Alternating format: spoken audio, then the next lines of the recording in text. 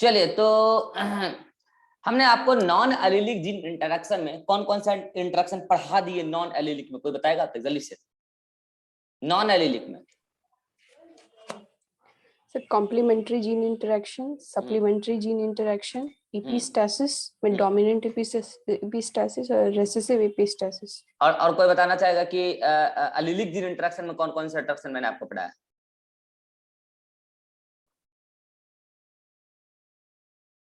Allylic में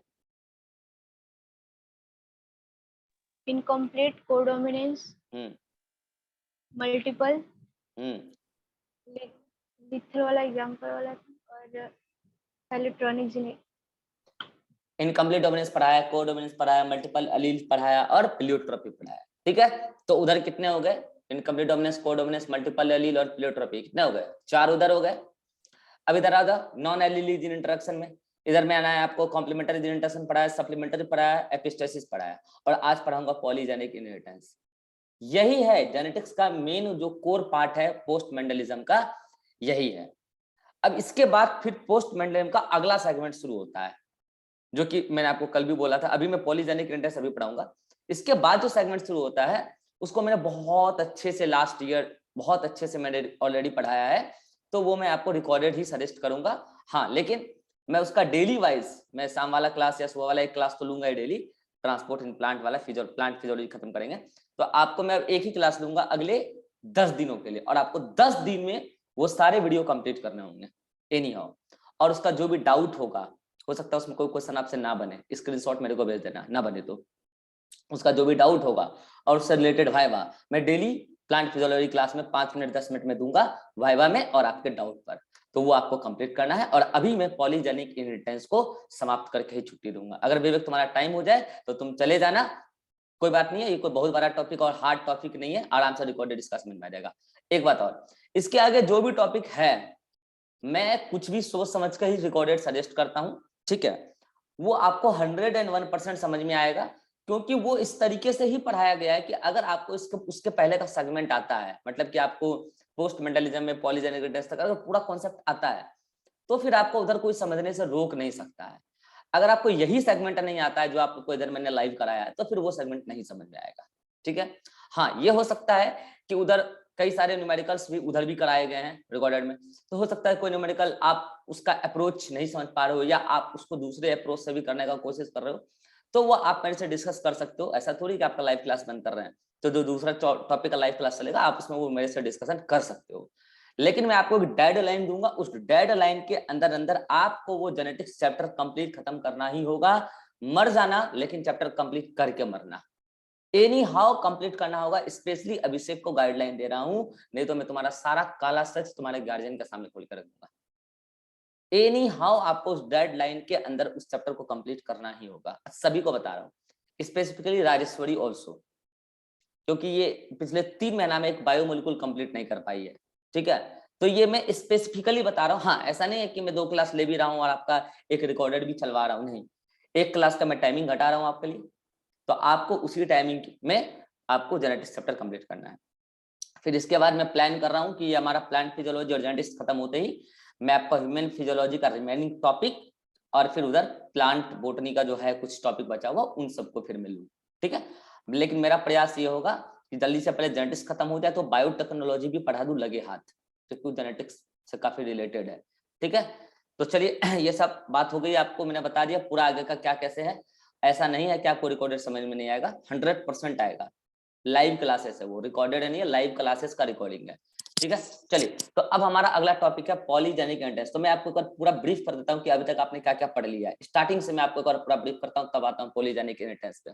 जब मैंने फर्स्ट डे आया तो मैंने आपको जेनेटिक्स में कुछ कुछ साइंटिस्ट के कॉन्ट्रीब्यूशन बताया कि कहाँ से जेनेटिक्स स्टार्ट हुई, कैसे क्या हम लोगों ने सोचा।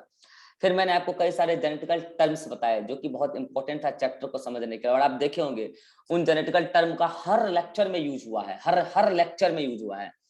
फिर उसके बाद मैंने कई सारे जेनेटिकल टर्म 20-25 जेनेटिकल टर्म बताने के बाद मैंने आपको स्टार्ट किया मेंडलिज्म।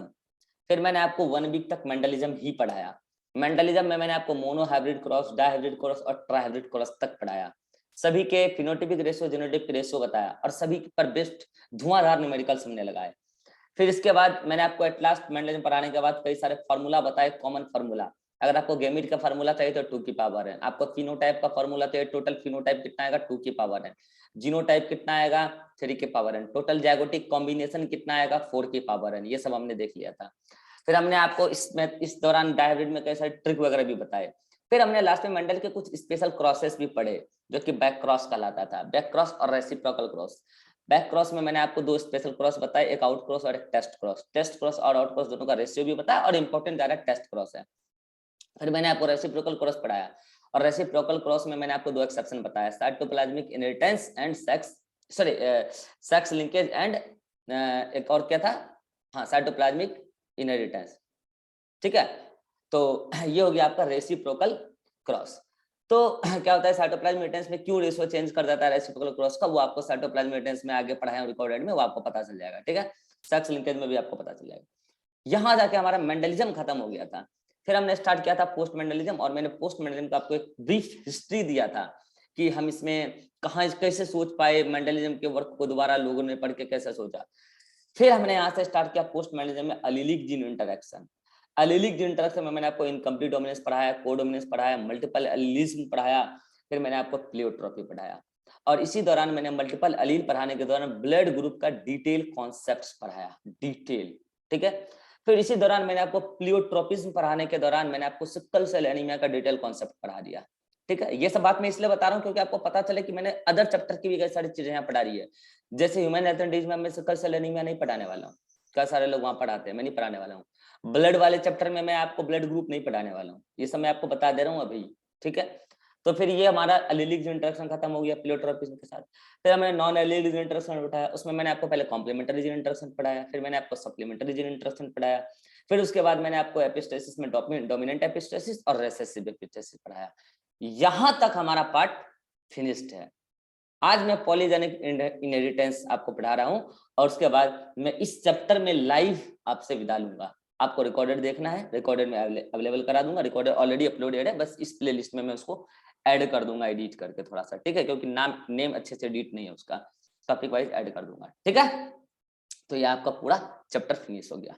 इसके साथ साथ मैंने जेनेटिक्स का मॉलिक्यूलर बेसिस ऑफ इनहेरिटेंस पहले ही कंप्लीट करा रखा है, तो बड़े बड़े टॉपिक अपने निपट चुके हैं। जेनेटिक्स, ये मॉलिक्यूलर जेनेटिक्स, इकोलॉजी जो एक बहुत बड़ा टॉपिक है, उसको भी मैंने निपटा दिया है पहले ही। रिप्रोडक्शन बड़ा टॉपिक माना जाता है, उसको भी निपटा दिया है। तो अब बड़े बड़े टॉपिक नहीं बचे हैं, छोटे छोटे से ही बचे हैं, उसको भी जल्दी से निपटाना है, थोड़ा सा क्लासेस को रेगुलर करके। तो अब हम स्टार्ट करते हैं polygenic inheritance. What is polygenic inheritance? तो मैं कह रहा हूं कि पॉलीजेनिक इनहेरिटेंस, एक काम करते हैं, इसका एक सेपरेट लेक्चर की मीटिंग क्रिएट कर लेते हैं, क्योंकि बीच में अटकेगा, न्यूमेरिकल करने में मजा नहीं आएगा। मैंने आपको एक पूरा रिव्यू दे दिया अभी तक चैप्टर में कहाँ कैसे क्या हुआ है। अब हम चलते हैं पॉलीजेनिक इनहेरिटेंस पे। ठीक है, तुरंत ज्वाइन करना अगला मीटिंग।